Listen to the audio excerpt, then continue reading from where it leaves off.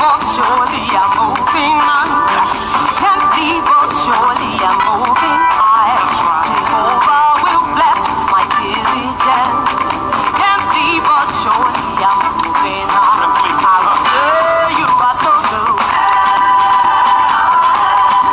Mimo, fufalao, every other language, I will say you are so good. Yes, you are. Yes, you are. My Creator. You are my Creator.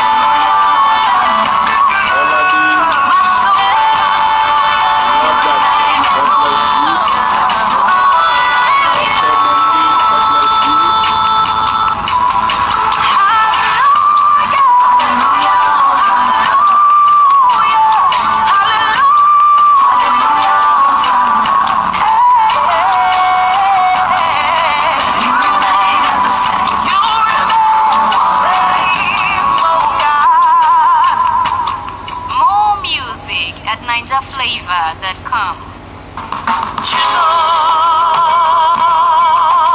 You are worthy, Savior. Thou art worthy. Thou alone art worthy to be praised. Thou alone art worthy to be praised. Thou alone art worthy to be praised. Thou alone art worthy to be praised.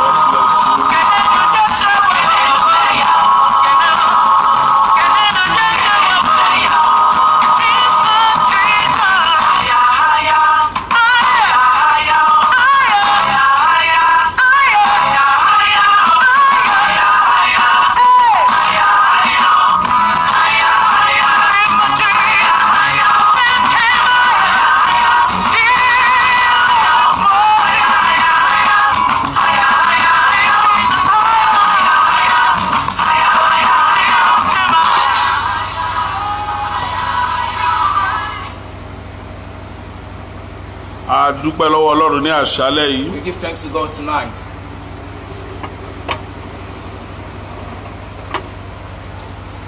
Ọba tó fún wa ní ẹ̀mí mímọ́. The one who has given us the Holy Spirit. Àti agbára Ọlọ́run. And the power of God. Láti pàdé ẹ̀yin ọmọ Ọlọ́run. To meet with you, children of God. Ní wákàtí ìyè ti alẹ́ yìí. The hour of life for tonight. Gẹ́gẹ́ bí àṣẹ Ọlọ́run. According to the directive of God. Ó ń bẹ ní ọkàn mi. It is laid upon my heart. Láti bẹ̀rẹ̀ láti àṣálẹ́ yìí. To commence from tonight. Pẹ̀lú gbogbo ẹ̀yin ọmọ Ọlọ́run káàkiri gbogbo àgbáyé. With all you children of God all over the planet. Ká jọ gbàdúrà fún orílẹ̀-èdè àgbáyé. So that we can pray for the whole planet together. Ká sì gbàdúrà fún ara wa. And even pray for ourselves. Program tá a bẹ̀rẹ̀ lénìí. This program that we are commencing today. A ṣe fún 21 days. It's going to last for 21 days. Mo mọ̀ wípé nígbà tá a bá fi parí ẹ̀. I believe before we conclude it. Ọlọ́run ó ti na ọwọ́ rẹ̀ sí orílẹ̀-èdè àgbáyé. God would have stretched forth his mighty hand into the nations of the world. A fẹ́ gbàdúrà sí Ọlọ́run. We want to pray to God. A fẹ́ jẹ́ kí wọ́n mọ̀ wípé. We want people to know that. Erùpẹ̀ ni wá, kò sí ká mọ̀ sí àṣìṣe. We are mere dust, and making mistake is inevitable for us. A fẹ́ fara wa lé Ọlọ́run lọ́wọ́. We want to commit ourselves to God. Nítorí gbogbo ìṣẹ̀lẹ̀ tó ń ṣẹlẹ̀ yìí. Because of all these occurrences and happenings. Ó ti kọjá ọgbọ́n ìmọ̀ ẹ̀tí ènìyàn. It is beyond human wisdom. Orí ẹ̀ la fi sọ wípé. And that's why we concluded. Ká lo 21 days láti fi gbàdúrà fún Ọlọ́run. And we should use 21 days to pray to God. A ó sì rí ọwọ́ agbára rẹ̀. And we shall experience his mighty hand of power. Mo mọ̀ wípé nígbà tá a bá fi parí àdúrà yìí. I'm very sure that before we conclude this prayer. Gbogbo àwọn ọlọ́gbọ́n tó ń wá ìmọ̀ kiri nípa ti àìsàn burúkú yìí Ọlọ́run yóò fún wọn rí. All the experts that are looking for the way out of this evil pandemic, God would have shown them the solutions. ohun kan tí ìjọ fi lè ran àgbáyé lọ́wọ́ náà nìyẹn. That's the only thing or through which the church could help the whole world. Torí ẹ̀ la fi gbé ètò ìkalẹ̀ fún 21 days. And that's why we are starting this program for 21 days. Àdúrà àti gbogbo tí a bá ní nínú Jésù. Our prayer and everything that we inherited and got in from Jesus. A fẹ́ jẹ́ kí gbogbo ẹ̀yọ́ Ọlọ́run kó sì join wa. We want all you children of God to join us on the platform. Nítorí pé a gbàdúrà fún ara wa náà. Because we are going to pray for ourselves as well. Ṣùgbọ́n ká tó lọ sínú àdúrà. But before we go into prayer, A máa bára wa sọ̀rọ̀ Ọlọ́run. we'll first of all speak about the word of God. Ojú rere àti àánú. His favor and mercy. Òun la nílò báyìí. That's all we need now. Báwo lèèyàn sí bójú àtàánú pàdé? How will someone obtain or encounter mercies and favor of God? Ibi tá à ń lọ nìyẹn. That is our destination today. Òun náà là á dẹ̀ béèrè And that is what we're going to ask for. fún gbogbo ọjọ́ mọ́kànlélógún tá a fẹ́ All these gbàdúrà yìí. 21 days with which we want to pray. Ẹ máa rí wa gbogbo aago mẹ́wàá ní táìmù ti Nàìjíríà níbí. You'll be seeing us every 10 p.m.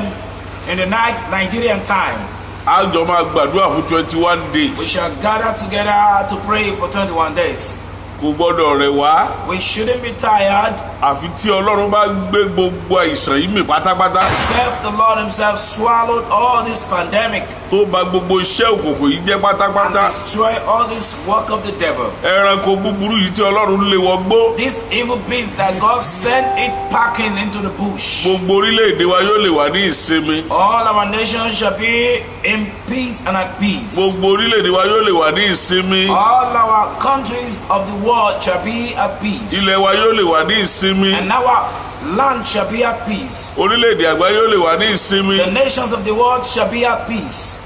Lónìí ni mo rí I came to discover today ní àwọn Amẹ́ríkà ní wọ́n kọ lẹ́tà sí àwọn African doctors. that American wrote letters to African doctors, the experts, Pàápàá jùlọ ní orílẹ̀-èdè Nàìjíríà. most importantly from Nigeria, Wípé ẹni tí ó bá fẹ́ ràn wọ́n lọ́wọ́ kó lọ sí ẹ́mbásì tó súnmọ́. that whoever want to assist them should go to the very nearby close embassy. Àwọn surgeon àwọn Surgeon, the medical experts. kó kàn lọ sí ẹ́mbásì tó súnmọ́. Just go to any nearby or close by embassy Wọ́n dẹ̀ fún of visa bẹ́ẹ̀. America and shall be given visa without stress. Nímú gan ni ó tún fún lówó mọ́tò tí èèwọ̀. They are going to even sponsor Gbogbo tí ó lò dán ni ó all fún. the bill that is going to take him to take the flight from Nigeria to United States of America. Ẹ́mbásì tí wọ́n ti máa ń deny visa gbà kan nìyẹn o. That is the embassy whereby they denied visa before.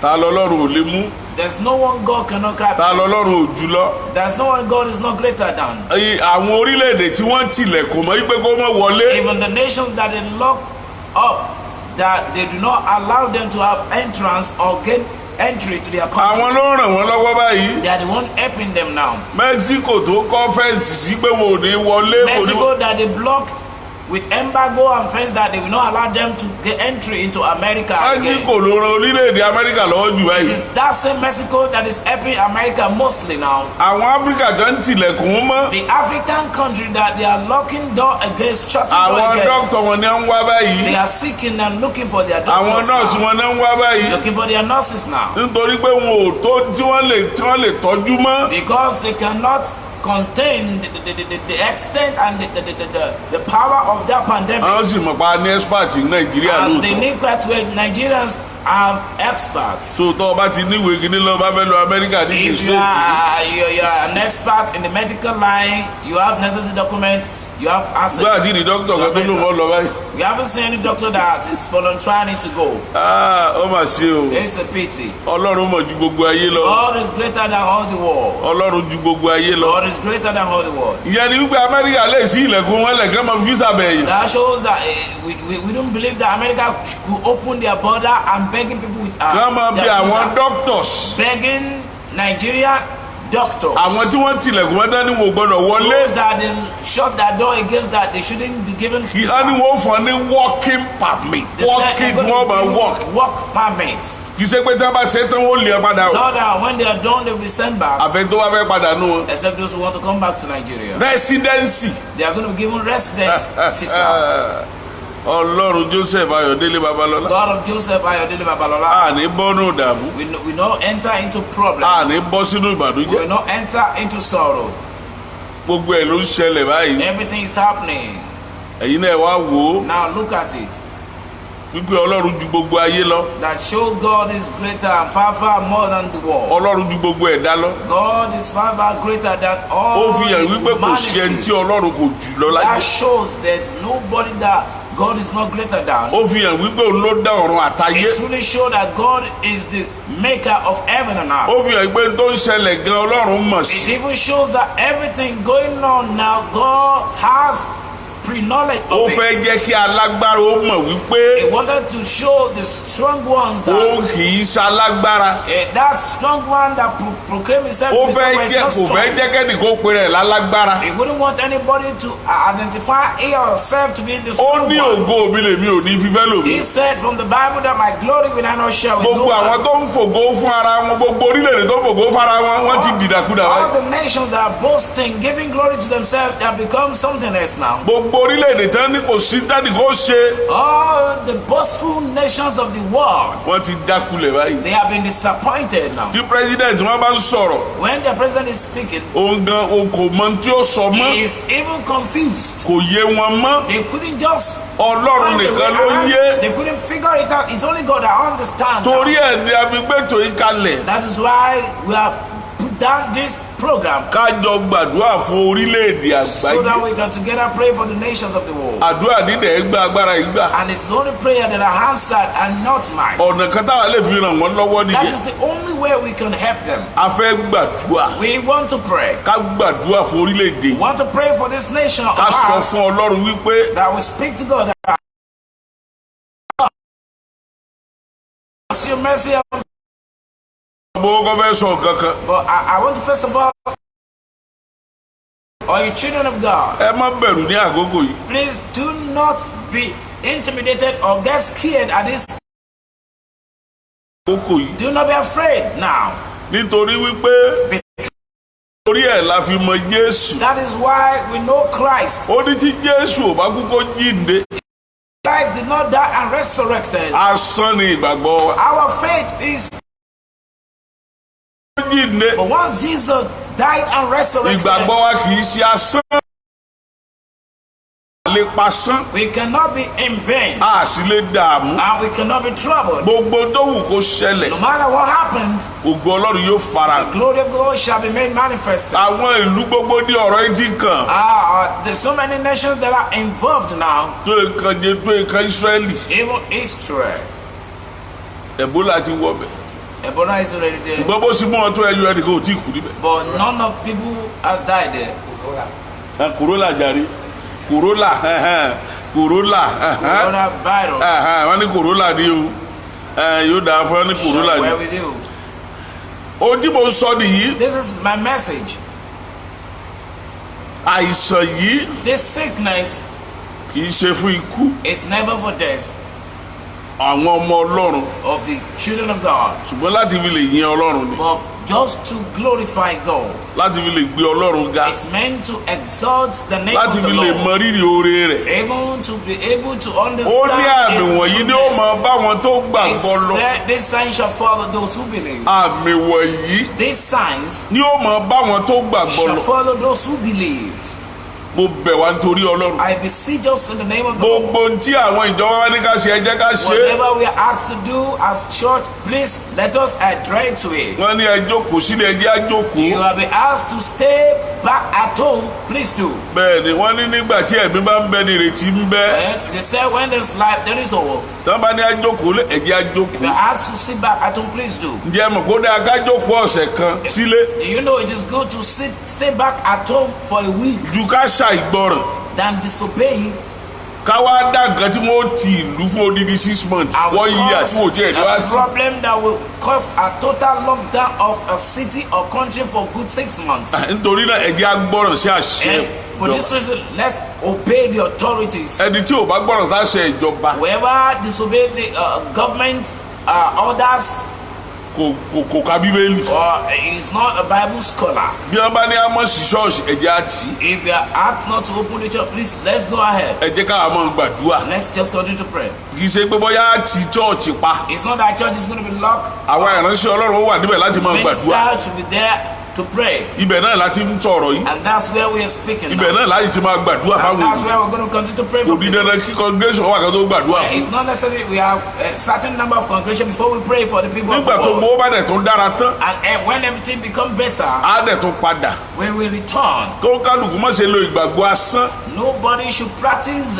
wípé kò so tó lè ṣẹlẹ̀. that nothing will happen. ẹ má jẹ́ jẹ́ ká dán Ọlọ́run wò. Please do not let us ẹ tempt jẹ́ ká God. gbọ́ràn sí àṣẹ Ọlọ́run. Let us be obedient to the commandment of ìgbà God. mìíràn àṣẹ ìjọba ìjẹun pàṣẹ Ọlọ́run ni. Sometimes the command from the authority yìí dẹ̀ sórílẹ̀-èdè from nìkan God. ní lockdown. And it wasn't this nation alone that was locked down. on the 16 ni wọ́n ti South Africa ó tó jáde The South Africa 16 of April will be unlocked by 16th of April. títí 16 of April.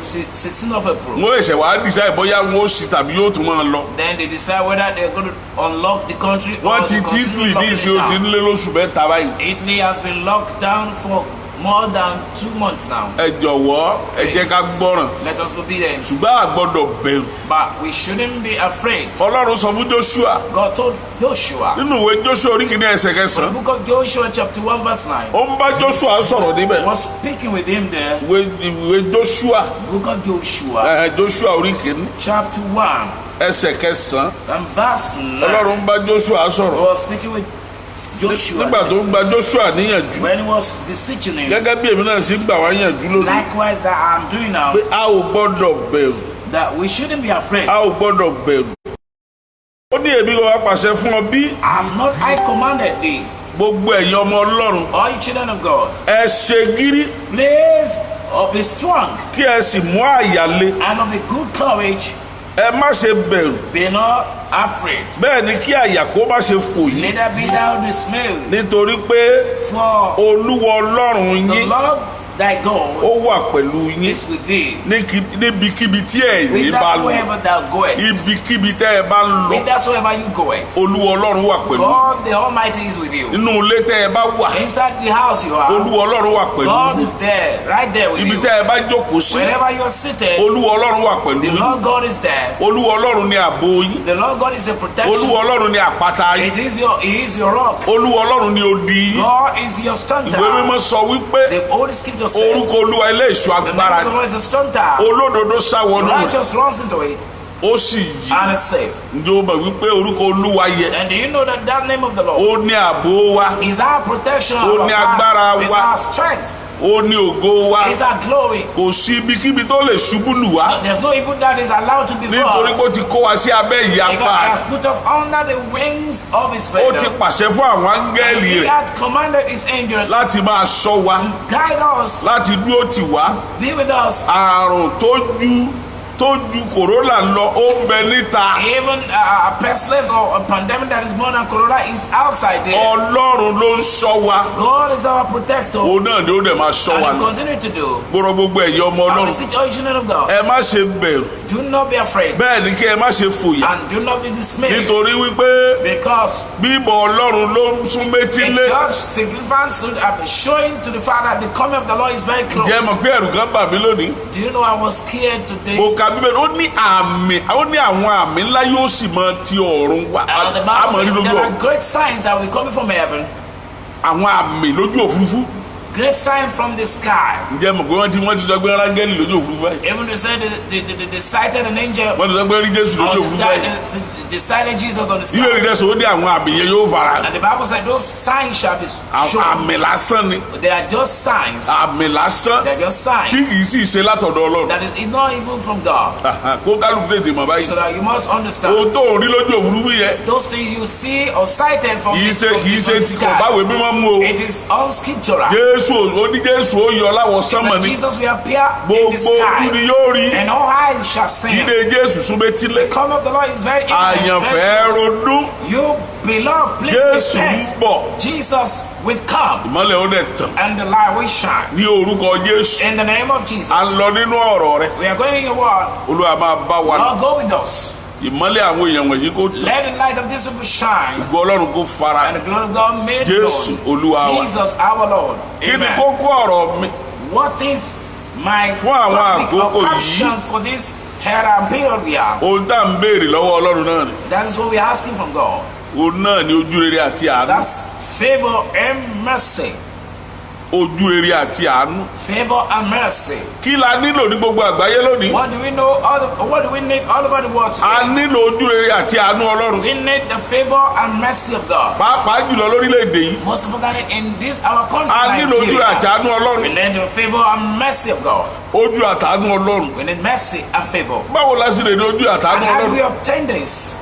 ó ní mo fẹ́ sọ fún ara That's what I'm about to tell us. nítorí pé Ọlọ́run ò lè gbé ìgbésẹ̀ kankan Because God will not take any step bí ò bá ṣe pé a gbé ìgbésẹ̀ except we take the step nígbà tá a bá ourselves. gbé ìgbésẹ̀ When we are taking the ó ní step, ẹ wá sọ́dọ̀ he mi said, come unto me. gbogbo ẹ̀yin tó ń ṣiṣẹ́ All you that labor, tá a di ẹrù wọlé lórí heavy laden, ó lébi ó fi sinmi fún I will ọkàn give you rest. ẹ wá sọ́dọ̀ mi Come unto me. kò sọ pé mi ò wá sọ́dọ̀ yìí He never said, I will come to ẹ you. wá sọ́dọ̀ mi He said, you come. àwa láwàá sọ́dọ̀ rẹ̀ We are the one responsible Ó ti of wá coming to sọ́dọ̀ him. wa náà. He has come to ó us. ti kú He has died. àti kàmágbélébù He's been crucified. ó sì jíǹde And he resurrected. ó sì gòkè ọ̀run And he is so sent àwa to lókùn heaven. tá a wà báyìí The next thing for us to do is to seek him. ó ti wá wa He has sought bíbélì us. ní òun lọ́wọ́ kọ́ fẹ́ wa The Bible says he first loved ká us tó wá fẹ́ before we loved him. ó ti wá wa He has sought ó us. ṣàwárí wa He found us kúrò nínú ẹ̀ṣẹ̀ from sin. Jésù ṣàwárí wa Jesus found us kúrò nínú òṣì from kúrò poverty, nínú ìpọ́njú from sorrow and ó ti fún wa ní afflictions. agbára He has given us ó power. ti fún wa ní gbogbo He has given us everything. ohun tá a lè fi jáde kúrò nínú We gbogbo need làálàá to be freed from all our labor and strife. ó ti kú He has died, ikú rẹ̀ sì ní and his death ó ní ògo wa is our glory. ikú rẹ̀ nìyí His death ó ní ayọ̀ wa is our joy. ikú rẹ̀ nìyí His death ó ní ìgbàlá is wa our salvation. ó ní ìgbàlá wa Is our salvation. ó ní àṣeyọrí Is wa our success. ikú tiẹ̀ His own ó death ní adùn is tiwa our joy and ẹkún sweetness. orígi àgbélébù The death of the cross of Calvary. ó ní ayọ̀ tiwa It happens to be our èso joy. orígi àgbélébù The fruit of the tree of Calvary, ìrora orígi àgbélébù the pain of Calvary, ó ní ìtura is tiwa our own peace and ọ̀pọ̀lẹ́gbẹ̀ peace. orígi àgbélébù The pierce of the arrow by his side on the cross. ó ní ọfà yóò fi bà wá That's the reason the arrows of learning never reach us. ẹ̀gún orí àgbélébù The turn of the cross of Calvary. ó la yóò fi lè fi That's ágégùn why the enemy cannot cast us ó again. jìyà He suffered. ó jìyà He suffered. táwa bá bá jìyà So mọ́ that we don't suffer again. a kàn mọ́gi He was nailed on the táwa bá cross. kàn wá So mọ́gi that we not be nailed on the cross. adéládé ẹ̀gún He was crowned ó with sọ ẹkún crown. kíkorò He cried Ó kígbe. sorrowfully. He shouted. ká má bàa kígbe So oró that we not shout. Ká má bàa of kígbe evil. fún oró. We not shout. Ó kígbe oró. He shouted. oró orígi àgbélébù The up of the cross. kí Sátánì má bàa fìyà For jẹ the wá devil will not be able to ó gbà wá torment lọ́wọ́ us. ewu He rescued ó gbà wá us lọ́wọ́ from ìjì danger ó and gbà wá storm. lọ́wọ́ ìdààmú He rescued us Ó gbà wá from lọ́wọ́ trouble àìsàn. and sickness. ó tún wá gbà wá lọ́wọ́ ikú ayérayé And delivered Ó us ní from ikú oró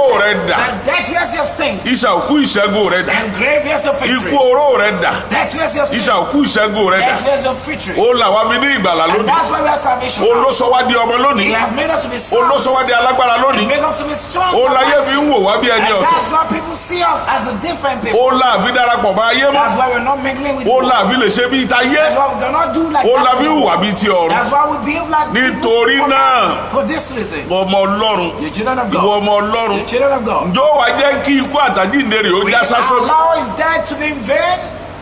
torí ẹ̀ la fi mú ìgbàlà yìí tọ̀ wá And that's why we brought this salvation to you.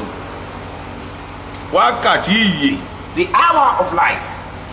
tí gbogbo ohun tó ti dòkú yóò yè nínú ayé Everything that is there will come alive again. tí gbogbo ohun tí ọ̀tá ti sọ dòkú yóò yè nínú Everything the rẹ̀ enemy has turned to die to death tí will come gbogbo alive. májèmú tá a ti sọ dòkú yóò yè Every covenant that have turned to death tí will come gbogbo ògo tá a alive. ti sọ dòkú yóò yè Every glory that is dead will iṣẹ́ come tá a ti sọ alive. dòkú tó máa yè The works and job that have been turned to death will come orí tá a ti alive. sọ dòkú yẹn máa yè The head that have been turned to death will come alive. èyí tá a ti ṣépèlé yẹn Those lives that have been cursed. àwọn tó ṣépèlé a máa dá padà sí And those who cancel it shall be ẹni returned tó ń back to fi them. ẹ́gẹ́gùn la máa fi All those who are causing you shall be torí bó cast. ti bọ́ sínú májẹ̀mú Abraham Because you are already in the covenant. ó lè ẹ máa fi mí rẹ́ la ó máa fi é Whoever curses you shall be cast. ó dẹ́bàsì tó bá ti súre fún ọ la máa súre Those fún who bless you shall be blessed. ògo ni fọlọ́run lókè ọ. Glory be to God in heaven. àwa ń lọ lónìí And we are proceeding. a ó kàn gba ẹyọ kan la máa mú yẹ̀wò We're going to examine one point. nítorí pé a ó rìn gan 21 God days is going lábẹ́ to be a long journey for 21 àdẹ̀ ní days. máa pẹ́. We won't take much of our time. Number 1 Alákọ̀ọ́kọ́,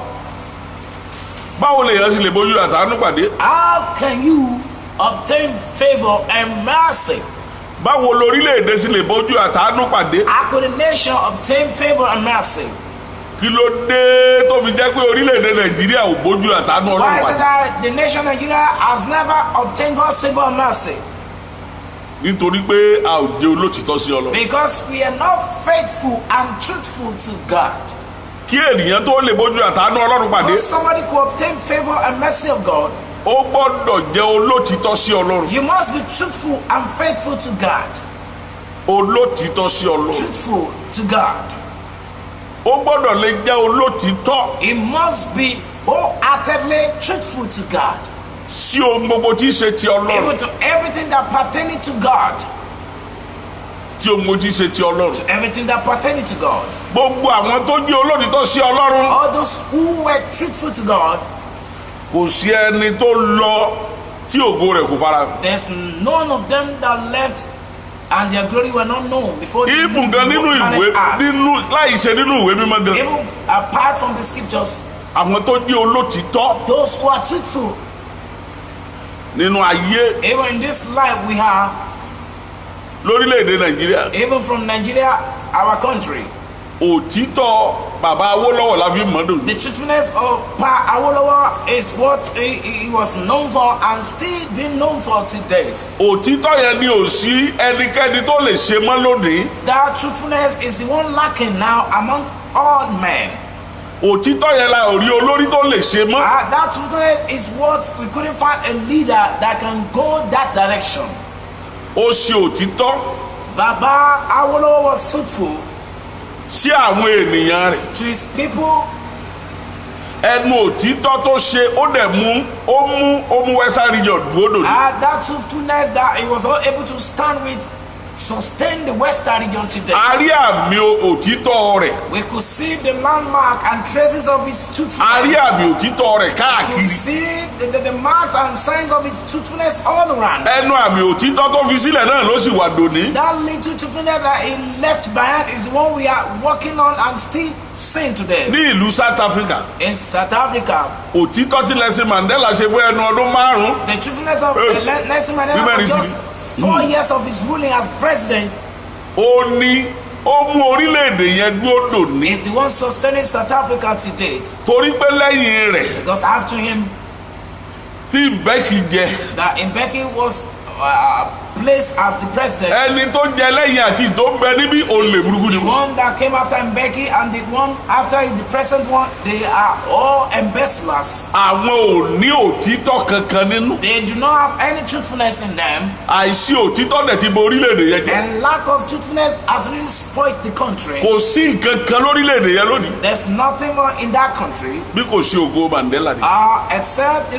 glory Mandela left. ohun tó fi í lẹ̀ The glory he left, ẹnu iṣẹ́ tó ṣe é lẹ̀ the little work he was able to do, títì tó ṣe the road he was able to gbogbo construct, ẹnu tó ṣe every other thing was ìfẹ́ able tó to fi í lẹ̀ láàrin wọn the love that he laid down tó among nìkan them. ló kù nílùú yẹn. That's what remains Kò for tún sí South nǹkan mìíràn Africa mọ́. and nothing more.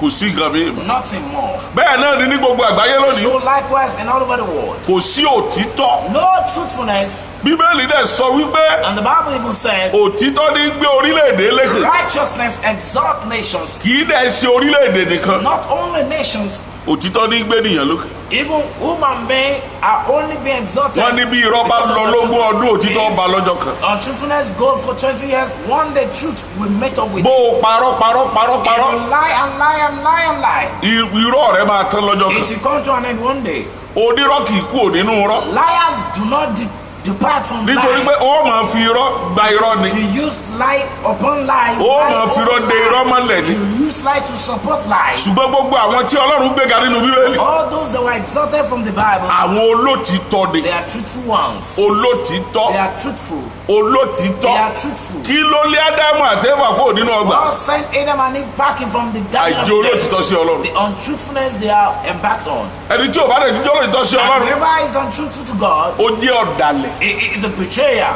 ó jẹ́ ọ̀dàlẹ̀ It's a betrayer. tá a bá wò láti òkè And if you look at it from the top, kí ló mú Kéènì dalẹ̀ ẹ̀gbọ́n àbúrò rẹ̀ what made Cain to betray his younger brother nítorí pé Abel? kì í ṣe olótìtọ́ yìí Because he was not truthful. kò jẹ́ olótìtọ́ sí He Ọlọ́run wasn't truthful to God. nínú ogun tí Ọlọ́run fún In everything God has given him, Ébẹ́lì jẹ́ olótìtọ́ sí Ọlọ́run Abel was truthful to God. nítorí àìṣe òótọ́ Kéènì Because of untruthfulness of Cain, ó sọ di ọ̀daràn he was made a murderer. tá a bá tó ń wò ó bọ̀ And if you look at it tá downward, a tún wò ó look at it downward. ká tó wo ayé Nóà When you look at the life of Noah, kí ló dé tí Ọlọ́run fi ya Nóà sọ́tọ̀ why is it that God set aside Noah? Bíbélì sọ wípé The Bible made us to understand. ó ní Ọlọ́run sì wo gbogbo ayé The Lord looked around the world. ó nínú òun bàjẹ́ torí pé ó dá He ènìyàn was unhappy because he has made men. ó sì ṣètò láti pa ayé rẹ̀ And he made an arrangement to wipe out the world. ṣùgbọ́n nínú gbogbo ètò àti pa ayé rẹ̀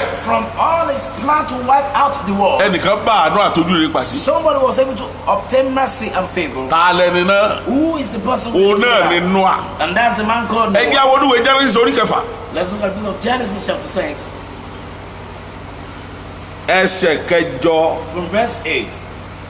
a ó rí ìdí We'll see the reason tí Ọlọ́run fi dá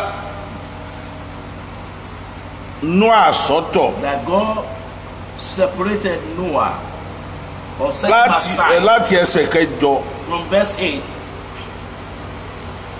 ẹ jẹ́ á wò láti ẹsẹ̀ keje Okay, let's tàbí láti ẹsẹ̀ kẹfà begin from the verse 6. Genesis 6:6.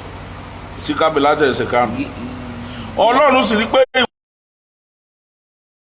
Now, and God saw that the wickedness of man was great in the earth, àti pé gbogbo èrò ọkàn rẹ̀ kìkì bí and ni that every of his imagination thoughts are evil lójoojúmọ́ continually. inú Olúwa sì bàjẹ́ And it repented the Lord nítorí ènìyàn sí that ayé he had made man on the earth, ó sùn dùn dé ọkàn and rẹ̀ has grieved him at his heart. Olúwa sì wí pé And the Lord said, èmi ó pa ènìyàn I will destroy man tí mo ti dárun I have created kúrò ní orí ilẹ̀ from the face of àti the ènìyàn earth, both men àti ẹranko and beast, àti odó rákò and creeping àti ẹyẹ ojú ọ̀run and fowls of the earth. nítorí inú mi bàjẹ́ It repented tí mo me ti dá wọn that I have made them. n bò wá dé ẹsẹ̀ kẹjọ And at verse 8, ṣùgbọ́n Nóà rí ojú rere lójú Olúwa but now found grace in the eyes of the Lord. ṣùgbọ́n Nóà rí ojú rere lójú Olúwa But Noah found grace in the eyes of the gbogbo Lord. ìwọ ọmọ Ọlọ́run tó ń wò mí All you children of God are listening to me. ní orúkọ ti Jésù In the name of Jesus, ó rí ojú rere lójú you Olúwa obtain favor and grace before the Lord. Amen. ojú àtàánú Ọlọ́run wà á rí You obtain favor and mercy of God. àánú You Ọlọ́run obtain favor and mercy of God. nínú gbogbo rògbòdìyàn tó lọ lórílẹ̀‐èdè ayé yìí All the happenings that are going on the gbogbo planet, ẹ̀yin ọmọ Ọlọ́run all you children of God, ẹ ó rí ojú rere àtàánú obtain Ọlọ́run God's favor and mercy. ẹ bójú àtàánú Ọlọ́run pàdé You encounter mercy bí and favor orúkọ of ti God. Jésù Jesus. ó ní Nóà sì bá ojú rere And Noah ó sì di ojú rere lọ́dọ̀ Ọlọ́run favor, found grace in the hands of the Lord. a fẹ́ pa gbogbo ayé rẹ̀ We're about to wipe out the whole planet. ẹnìkan ṣoṣo sì rí ojú rere lọ́dọ̀ Ọlọ́run And only one person was able to obtain mercy from kí God. ló dé tó fi rí ojú rere Why was he able to obtain ẹ grace? jẹ́ á lọ sí ẹsẹ̀ kẹsàn-án Let's go to verse 9 of ẹ jẹ́ á wo Genesis tó fi rí chapter ojú 6. rere Let's look at it, the criteria for him to be able to obtain grace and favor. ìdí tó fi rí ojú rere The reason why he was able to obtain Lójú Olúwa. favor and grace, that's Genesis 6, verse ó 9. ní èyí ni ìtàn Nóà That these are the generations of Noah. Nóà sì jẹ́ olóòótọ́ Noah was a just man àti ẹni tó pé ní ojú and perfect in his ní ọjọ́ generation. ayé rẹ̀ ní ọjọ́ ayé rẹ̀ In his life, in his generation. Nóà jẹ́ Noah was a Number perfect one. man. That's number one. ó jẹ́ olótìítọ́ He was perfect.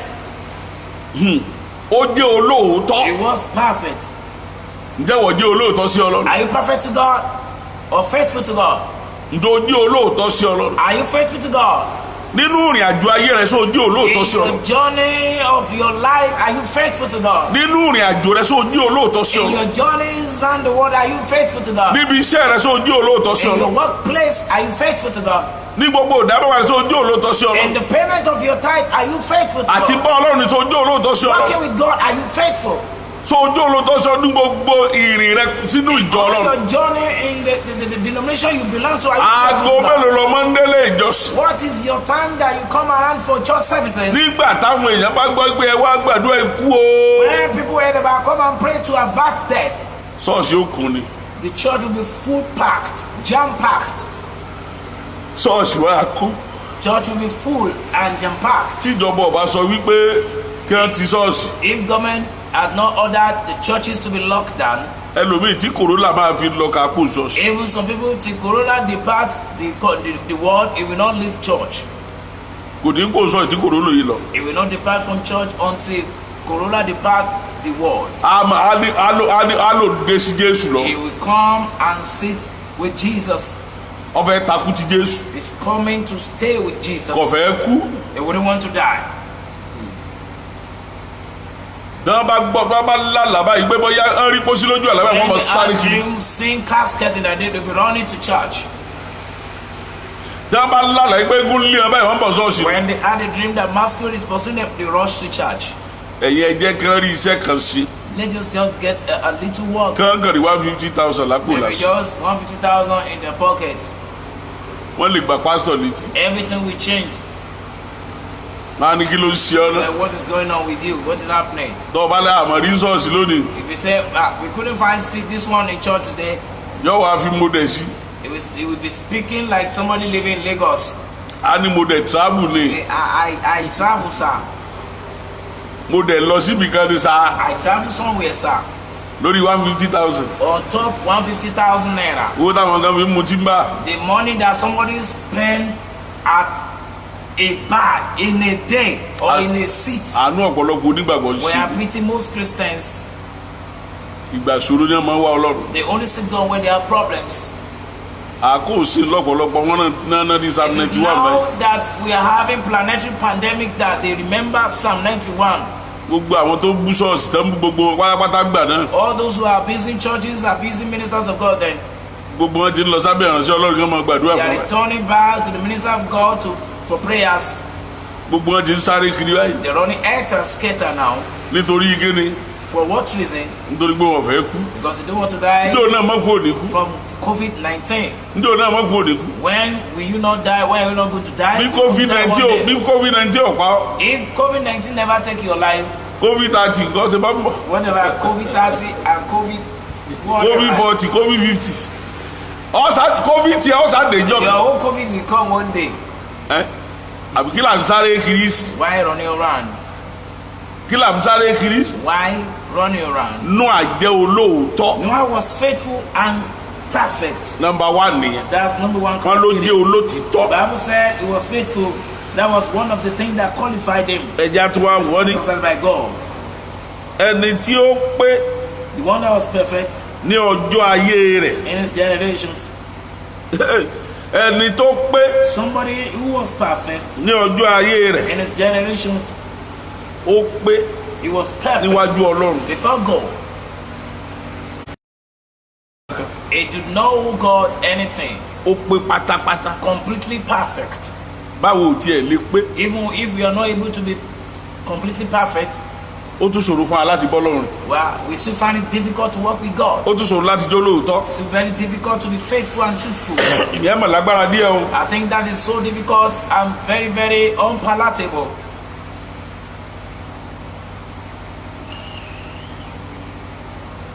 ó tún ṣòro fún ọ̀pọ̀lọpọ̀ láti jó lóòótọ́. Very difficult for so many people to be truthful to God.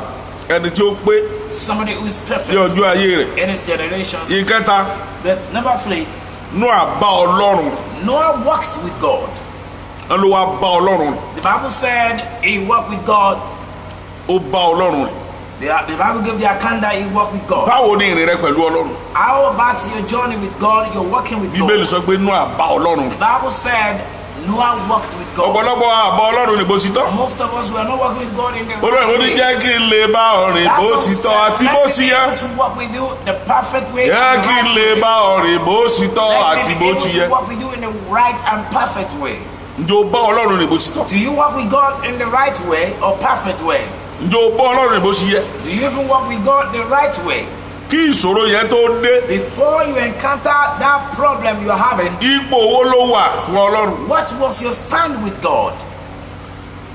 kí ìṣòro yẹn tó dé, Before you had that problem you're bóò ló ti ń carrying, ṣe sí ọlọ́run sí? how are your attitude towards bóò ló ti ń ṣiṣẹ́ olúwa sí? How are you working for God? àwọn mélòó ló pè pásítọ̀ ẹ sópè ọ kó o dáhùn? As your pastor called you and you responded immediately, tó wà lára àwọn tó gbógun tìjọ ọlọ́run? are you not part of people who are rebel and going against the church? ọmọ kan wá jọ kan Somebody came sometimes, ọlọ́ọ̀bá ìránṣẹ́ ọlọ́run. he went to go and minister of ó God. wá jẹ́ ìkan náà àwọn tó máa ń bú àwọn ìránṣẹ́ ọlọ́run ní orí Facebook gbogbo ẹ̀. People who used to abuse man of God or men of God Ìdààmú on the bá- Facebook. Now he entered into one ó wá trouble. lọ́ọ̀bá ìránṣẹ́ ọlọ́run. He went to meet the man of God. ìyẹn wá sọ fún And that one told him, ó ní tó lè tẹ ọrùn ẹ̀ ní he pé said, the only solution to your problem, ó tún lọ́ọ́ máa gbọ́n ìránṣẹ́ ọlọ́run sí dáadáa o, go and abuse men of God more, kí ìyà rẹ̀ ó lè pọ̀ sí. so that his suffering will increase in multiples. àwọn tí ò ní bẹ̀rù ọlọ́run, Those who lack the fear of God, àwọn tí ò ní ìbẹ̀rù ọlọ́run, those who lack the fear of God, àwọn tí ò ní ìbẹ̀rù those ọlọ́run. who lack the fear of God. kẹ́ni kó dẹ̀ lanu ọmọ 20 Some 30 40 years 30, 40 years, open his mouth kó dẹ̀ lanu gbàgà and open his mouth. kó dẹ̀ máa búrú bàbá Adébóyè, Be abusing Baba Adeboye, kó dẹ̀ máa búrú president CAC, abusing Baba President of CAC, kó dẹ̀ máa bú àwọn bíṣọ̀bù, be abusing bishops, great men of God, kó dẹ̀ máa bú àwọn pastors. abusing pastors, shepherd of churches. ṣé wọ́n ló pè wọ́n? Are you the one that called them? ìwọ ló pè wọ́n? Are you the one that called them? ó ní èrè mi sì ń bẹ He pẹ̀lú. said, my rewards are with me. wọ́n ní kò sẹ́nìkan àbọ̀n wíná a gbọ́dọ̀ sọ̀rọ̀ sí wọn, a sọ̀rọ̀ sí wòlíì, a sọ̀rọ̀ sí wòlíì, a sọ̀rọ̀ sí pásítọ̀, gbogbo ẹ̀yìn tí wọ́n ti mú dè tí wọ́n ti dè mọ́lẹ̀ tí wọ́n ṣe kélé kan àwọn tí wọ́n ti ṣe báyìí. They have been doing all those things too. wọ́n ń bọ̀ àdéhùn náà mọ́lẹ̀. They are coming to tame you down too. bẹ́ẹ̀ ni That's Josie. wọ́n máa di ọmọ abẹ́ gíjọ́ kan. They will tame you under a tree one day or tie you. jẹ́ kí n sọ ọ̀tàn kan fún ọ. Let me give a story to you. ìránṣẹ́ ọlọ́run kan bẹ lórí èdè There's a man of God, great man of God in this nation, our country, ní Nigeria. àkókò kan. At a certain point in time, bàbá náà ti jẹ́ ọlọ́run ní ìpè, ó ti jẹ́ ọlọ́run ní ìpè báyìí. Baba is of blessed memory now. ohun kan ṣẹlẹ̀ ní ọjọ́ kan. Something happened someday, sometimes. arábìnrin kan dìde A woman rose up ó sì sọ̀rọ̀ òdì sí bàbá náà. and spoke negative words to that Baba we are talking about. arákùnrin jàre. Or a man rather. kí ló sì ṣẹlẹ̀? What happened? bàbá ìránṣẹ́ ọlọ́run lọ bá Baba went to go and meet him. olúwa rán sí. The Lord sent him to the man. ọ̀rọ̀ tí ọlọ́run rán sí yẹn ó dùn ún. And the word that was sent to the man we're talking about was so hurting. It really ó pierced dùn through bàbá him. olówó yẹn. It pierced through that rich man. bá a sì bọ́ tá mẹ́jọ náà That day when we left him, ó lọ sílé. he was going home. ó wá tó bí ọ̀sẹ̀ méjì And after 2 weeks, bàbá yìí wá lọ síbi kan nílùú kan. this Baba we're talking about went to a place somewhere. ó wá pàdé bàbá olówó yẹn lọ́dọ̀ ẹni tí That same man, rich Wòlíì man, yẹn lọ. from where he went to, ṣùgbọ́n kò kí wòlíì. but the rich man did not even greet the prophet. ó sì kọjá lẹ́gbẹ̀ẹ́ wòlíì. He just passing by, àwọn ọmọ tán mú wòlíì lọ́ba sọ fún bàbá. and those children taking the prophet told him, lágbájá ló kọjá yìí. this is the man going kí ló dé passing. tí òbí kí Why is it I didn't greet you? bàbá bá sọ̀rọ̀. And Baba said, bàbá wòlíì bá sọ̀rọ̀. the prophet said, ń gbọ́ lágbájá that so. èwo ló dé. Why didn't you greet me? ó ní wọn mọ̀ kí ó ní wọn mọ̀ I kí. intentionally decided not to. ta ló máa kí ọ. Who will greet you?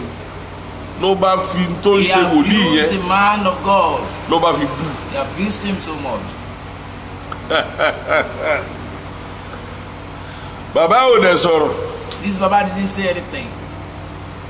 ó dẹ̀ wọnú mọ́tò He entered his car ó sì padà sílùú ẹ̀ and left to his place. ibi ó ti ń lọ While he was going,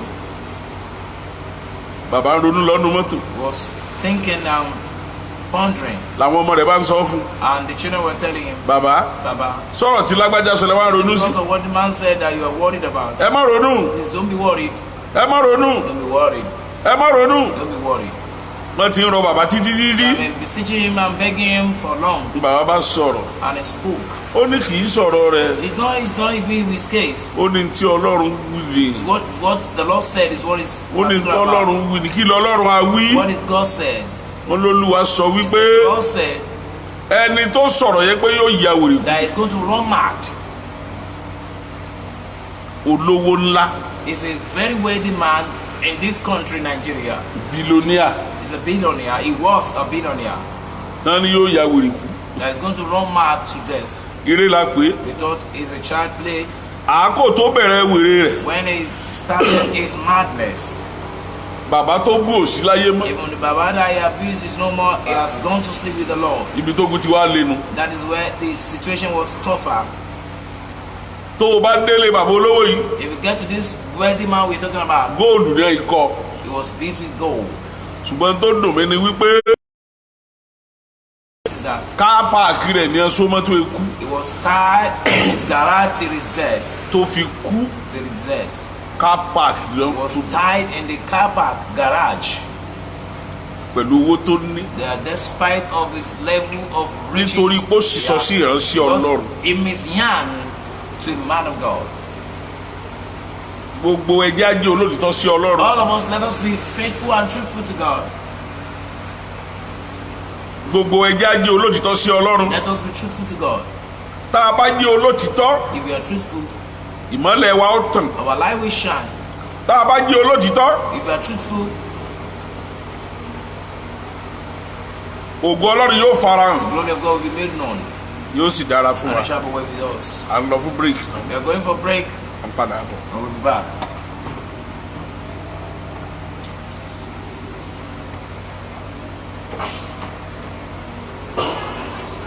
Don't stop, don't stop, don't stop, don't stop, don't stop. Give praise to Jesus.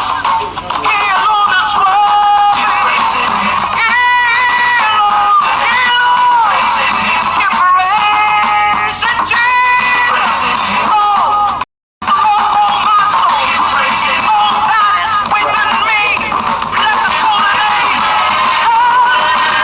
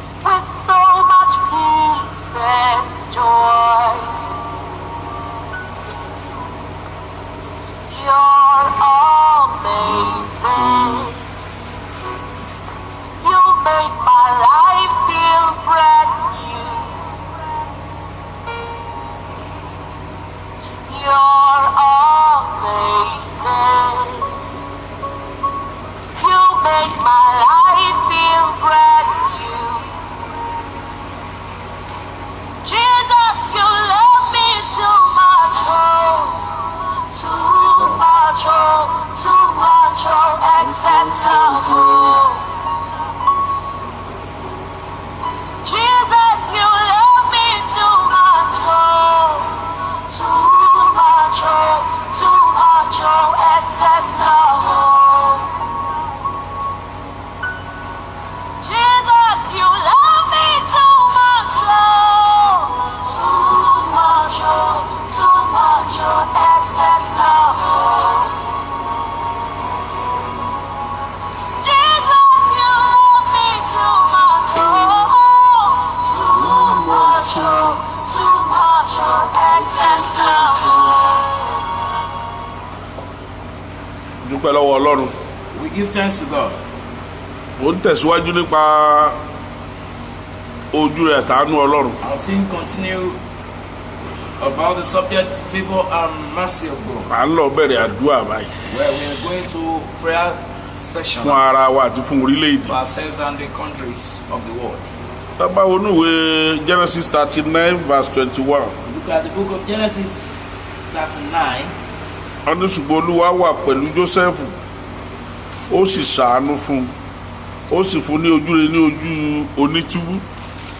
Jósẹ́fù gbogbo ìrìn àjò rẹ̀ Joseph, all his journey, ó ń bá ojú rẹ̀ tàánú Ọlọ́run pàdé always obtaining God's favor and mercy, nítorí pé ó jẹ́ olótìítọ́. because he was truthful and faithful. bí ọ̀gá rẹ̀ ò tiẹ̀ mọ̀ ó jẹ́ olótìítọ́ sí ọ̀gá rẹ̀. Even if his boss never knew, he was so faithful, ó jẹ́ olótìítọ́ sí àwọn ẹ̀gbọ́n rẹ̀. so truthful to his brothers. bẹ́ẹ̀ ẹ̀gbọ́n rẹ̀ tiẹ̀ ta lẹ́rú. Even if he was being sold as a slave, nígbà tó tún di ọ̀gá ó tún jẹ́ olótìítọ́. when he was a leader, he was so truthful and faithful. òtítọ́ yẹn ló dúró títí láé. And that was what he stayed with till all his life. gbogbo ìwọ ọmọ Ọlọ́run All you children of tó God, o bá nílò ojú rẹ̀ àtàánú Ọlọ́run if you need God's favor and mercy, o nílò ojú rere àti àánú Ọlọ́run bí. you need God's favor and mercy. ìjọ mọ̀ wípé o gbọ́dọ̀ jẹ́ olótìítọ́. Do you know that you must be faithful? jẹ́ olótìítọ́ You must be níbi truthful iṣẹ́ tó ń ṣe. at your working jẹ́ place. olótìítọ́. Be truthful. o lè lẹ́lòmíì. Some are thieves. gbogbo ohun tó kó jọ ó jí ní All the olè. wealth he was able to acquire was stolen.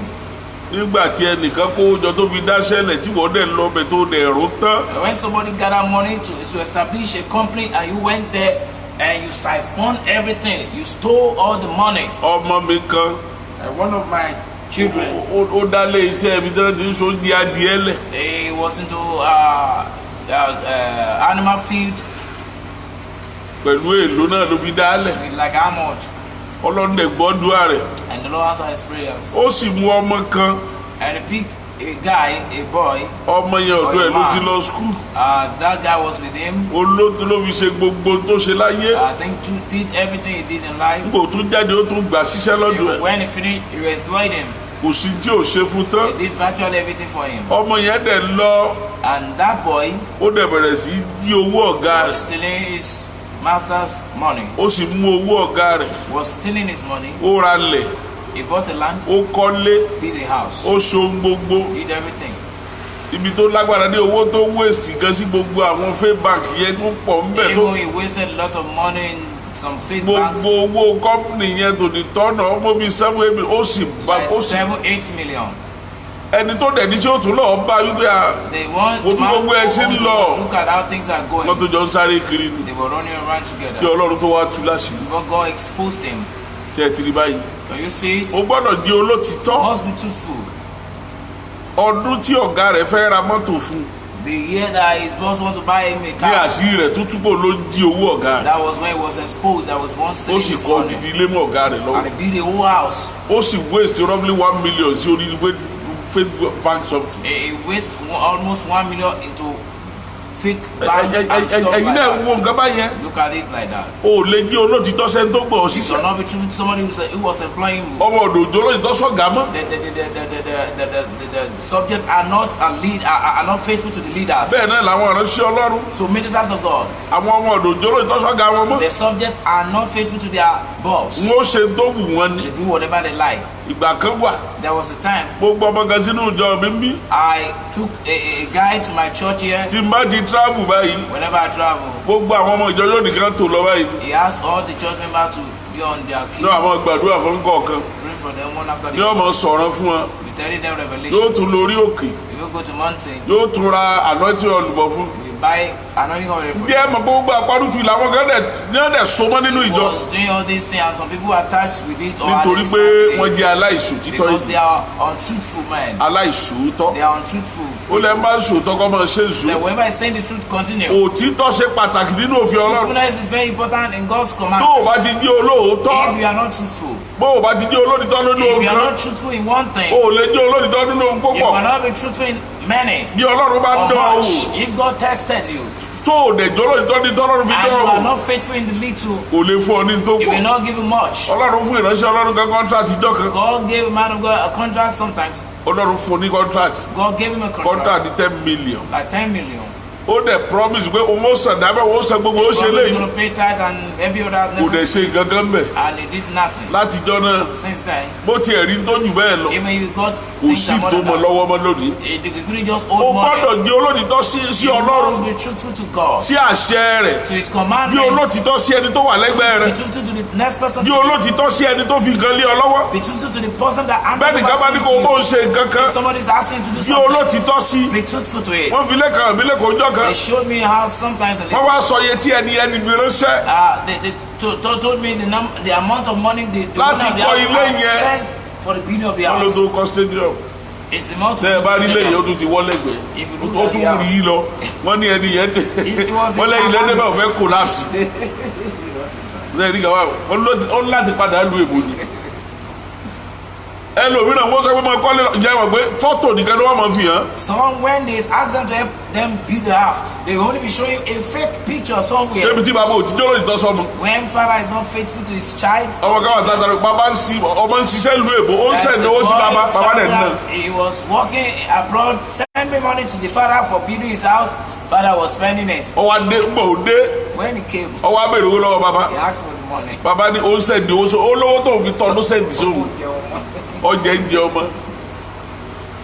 inú òtútù In the cold, ọmọ yẹn náà wáyà yakuya South Africa and that boy became another thing. kò alágbára lórí ẹ̀ mọ́.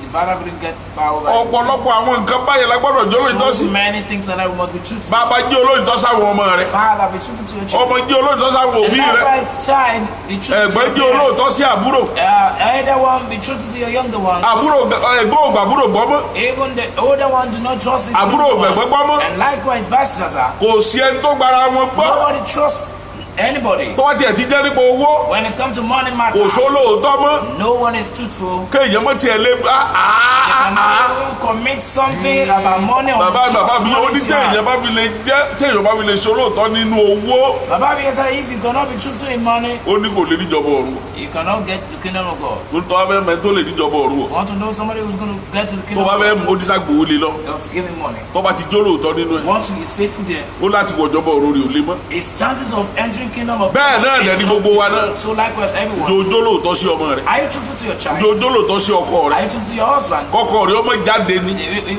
Before your husband even leave home, o ti gba bòmíì lọ you are gone elsewhere. bó o bá lọ lọ ibì kan You say you are going this ibòmíì way, lọ lọ you go the other way. ọkọ ò tí ì kú òlé Your husband hasn't left o home. ti ń wálé kiri You are beginning to look for your ọkọ ò tí ì kú concubine. òlé Your husband hasn't left home. ọmọ ọ̀dọ́ ti ń fọwọ́ pọ́ ọ́lá Your house boy are beginning to caress àwọn you. nǹkan báyẹn ni òtítọ́ ni They are truthful things. bíbélì sọ pé òtítọ́ ní gbórílẹ̀-èdè The lékè Bible says that righteousness exalt nations. bí iṣẹ́ gan tí ò bá sọ́nù òtítọ́ bẹ̀ wàhálà ni Even at work, if there's no one that is truthful and faithful, tó o there bá will ti be di problem. olóòótọ́ If you are not faithful, kò sí tó o lè ṣe láṣeyọrí there's nothing you can do as gbogbo ẹ̀ succeed. náà máa dàrú kẹ́yìn Everything will just become Òtítọ́ ní another gbórílẹ̀-èdè outsider. lékè. It is righteousness that exalts jẹ́ ní nations. pé tó o bá fẹ́ ìyọ́nú ọlọ́run That means if you want the mercy tó o of bá God, fẹ́ àánú ọlọ́run want the mercy tó of o bá God, fẹ́ ojú rere ọlọ́run want the favor of o God, gbọ́dọ̀ jẹ́ you olóòótọ́ must be truthful. bínú àsìjẹ́ olóòtítọ́ As Noah was ẹni truthful, tó bá jẹ́ olóòótọ́ whoever is truthful, a máa da yàn láàrin ènìyàn ni we need to single him. ọlọ́run máa ń dá out. olóòtítọ́ yọ sọ́tọ̀ God used to single out the ó truthful máa ones. yọ sọ́tọ̀ láàrin He will ènìyàn single out truthful ones. tó bá out ti of á evil. yọ sọ́tọ̀ láàrin He's ibi going to single him out of evil. a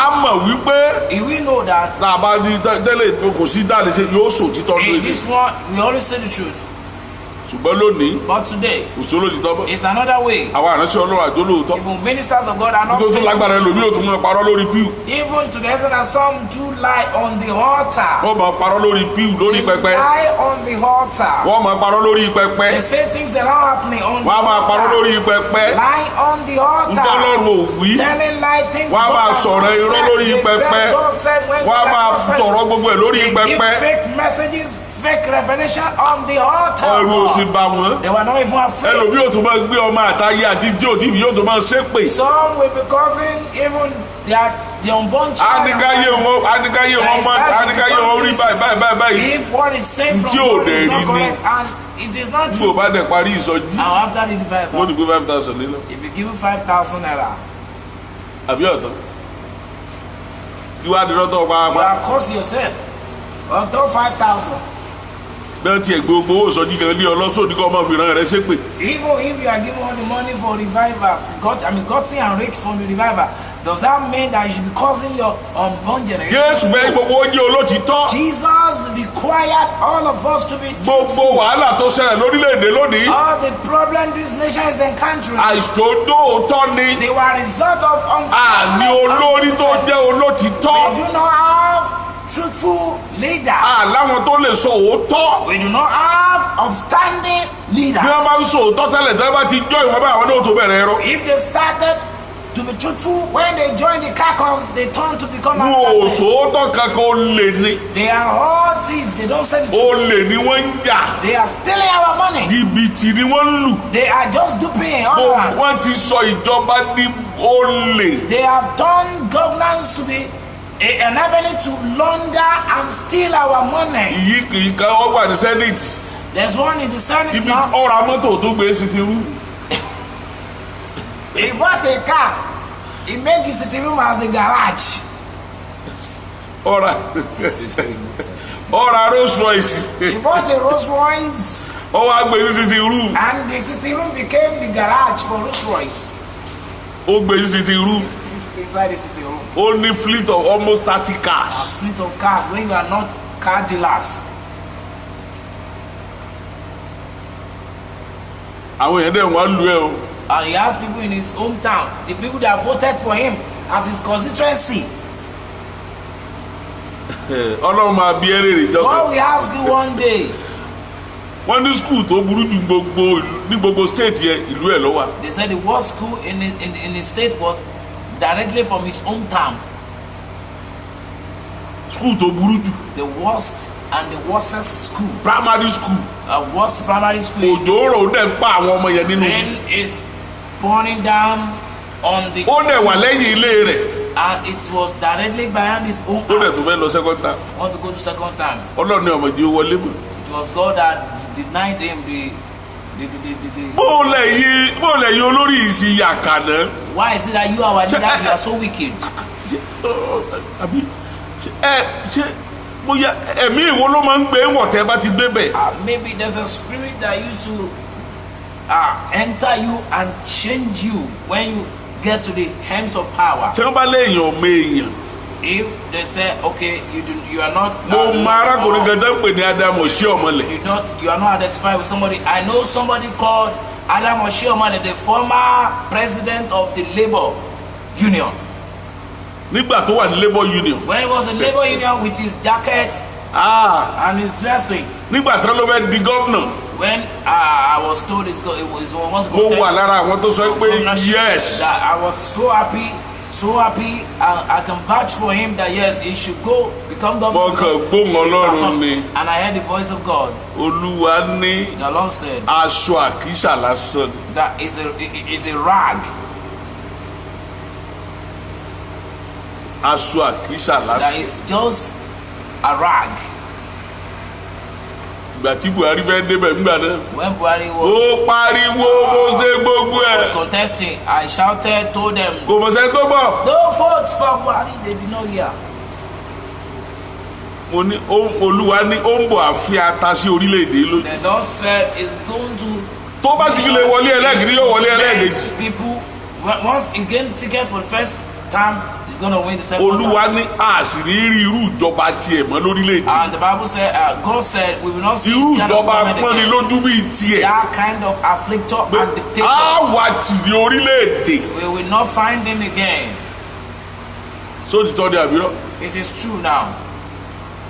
Àwọn aláìṣòtítọ́, The untruthful ones, aláìṣòótọ́, they are untruthful.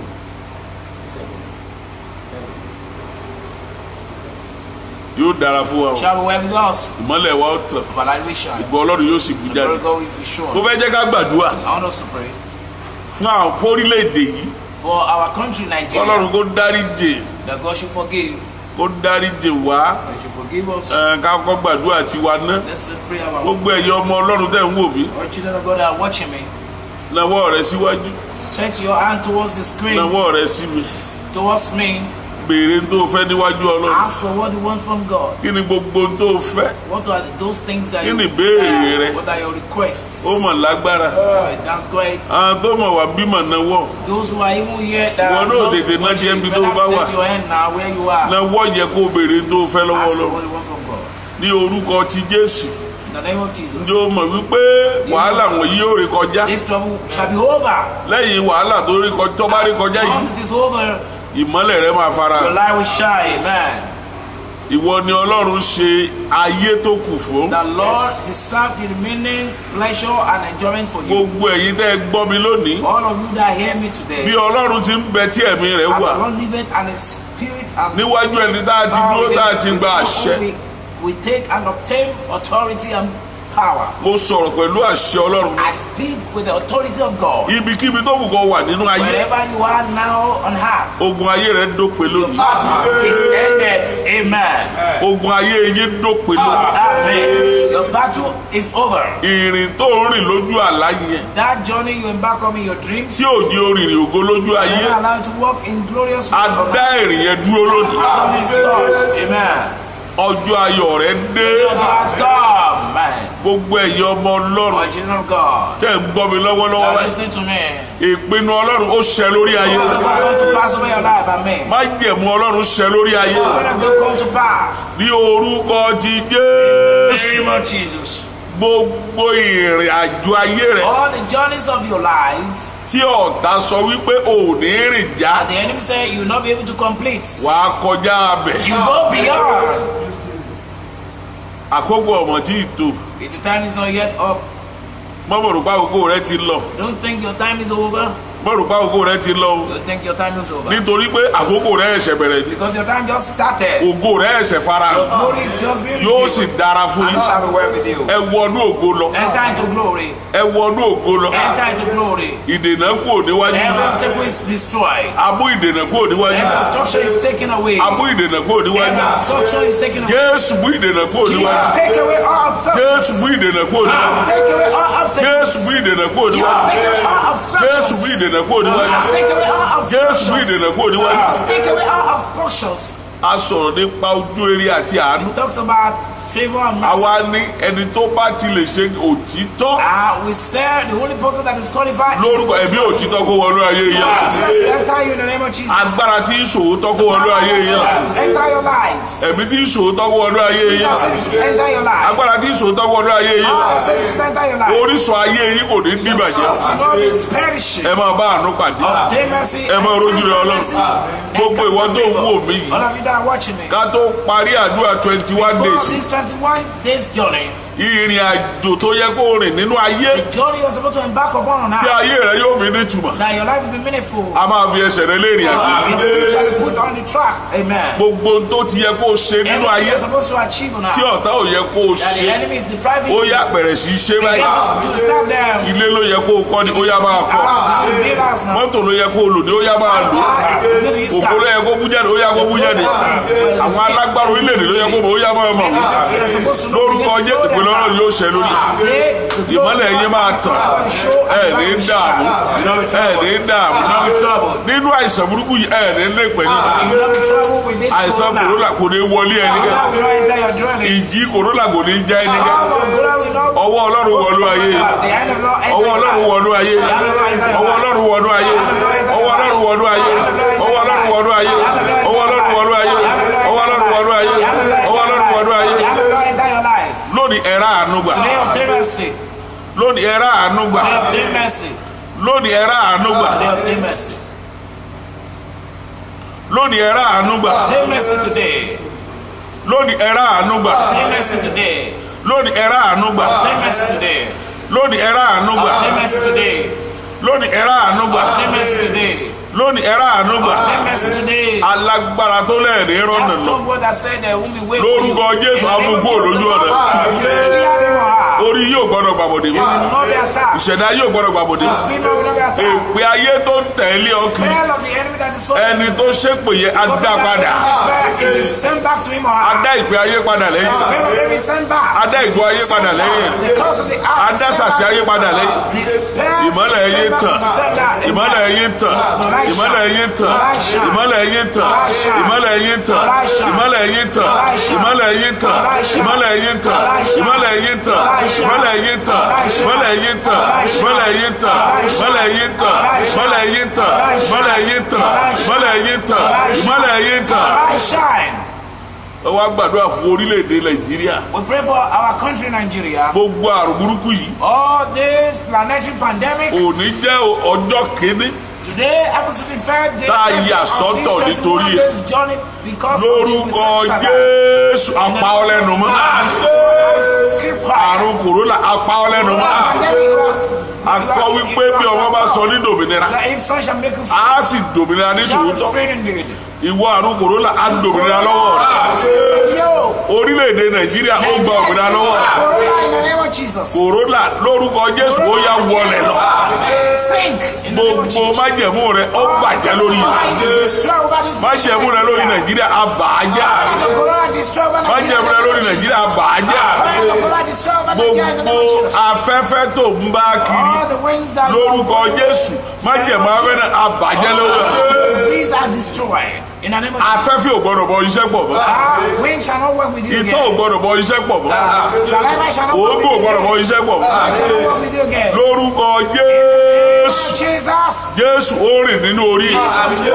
Jésù ó rìn lórí ẹ̀. Ìwọ kòrólà Jésù ti ọ pa.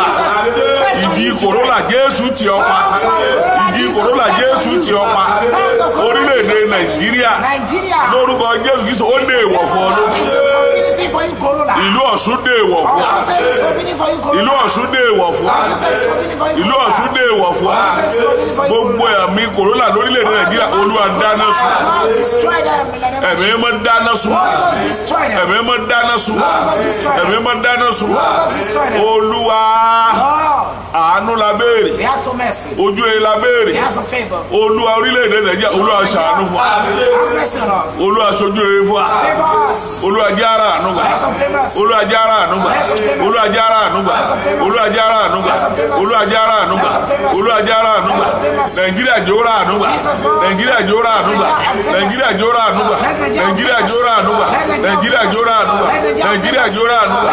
Nàìjíríà jẹ́ ara àánú gbà.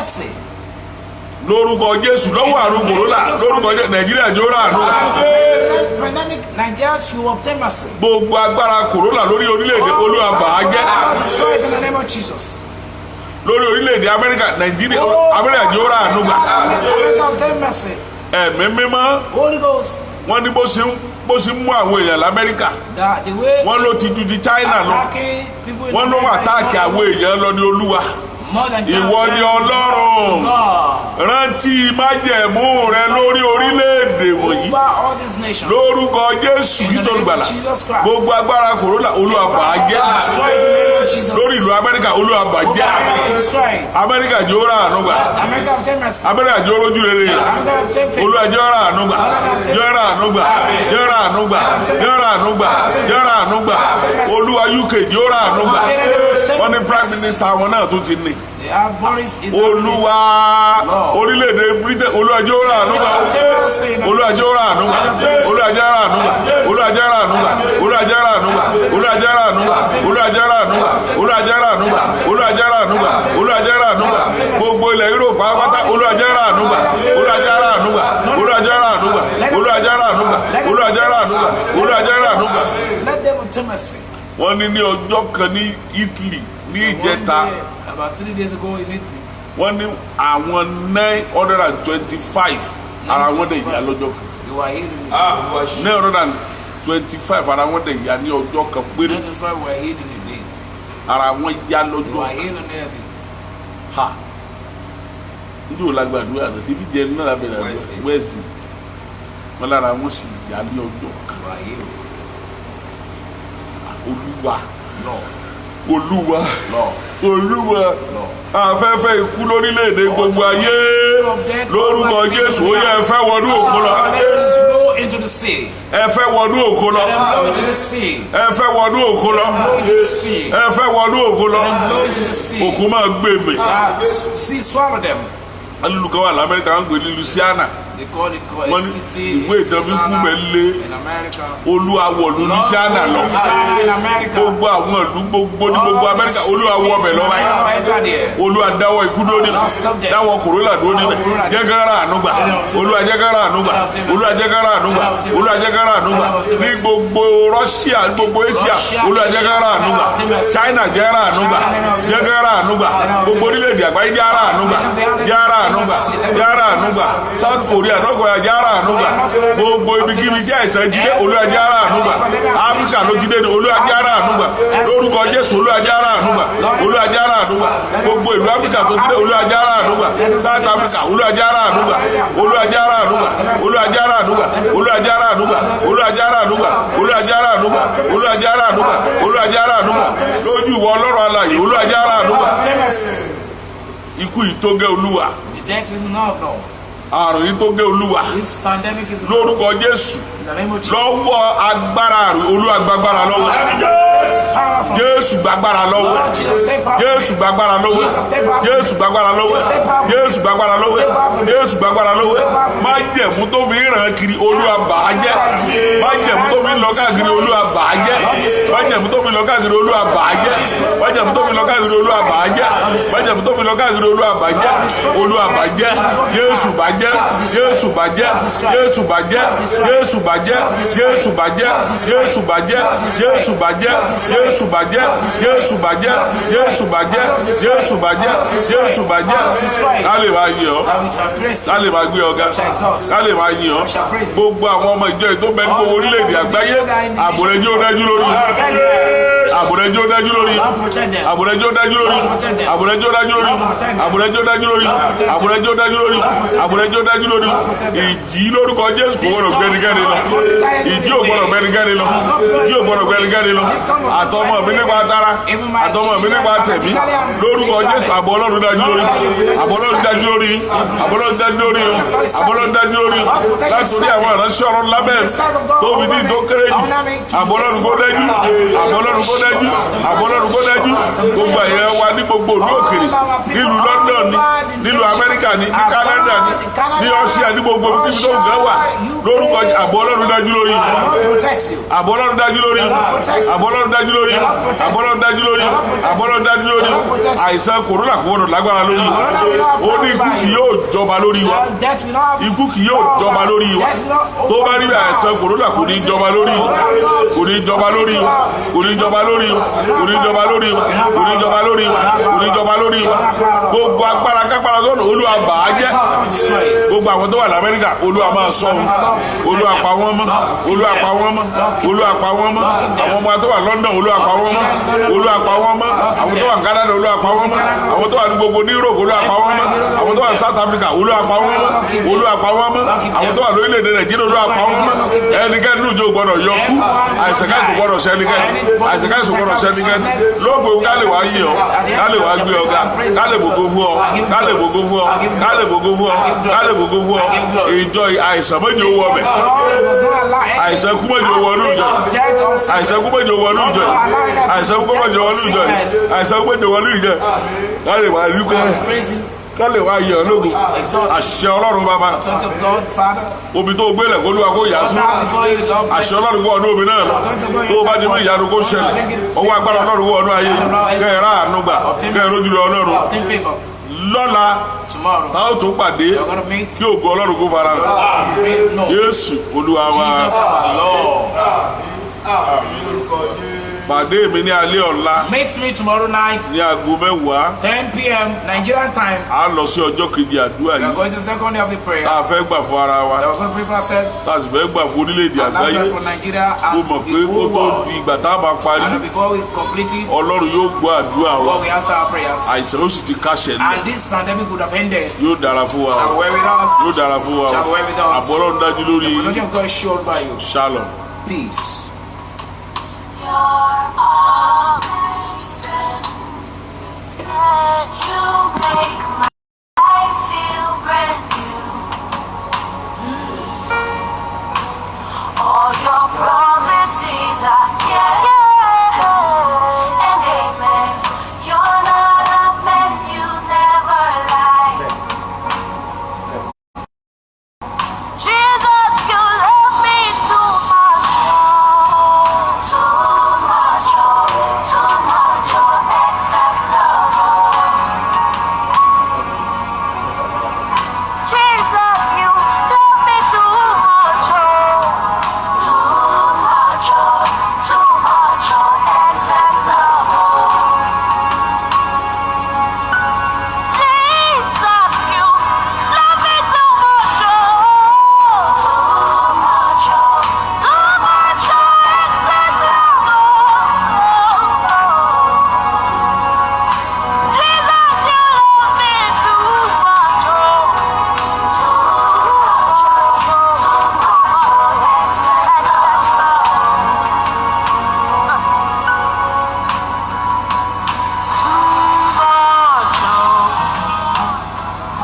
much, excess excess love. Your love for me too much, excess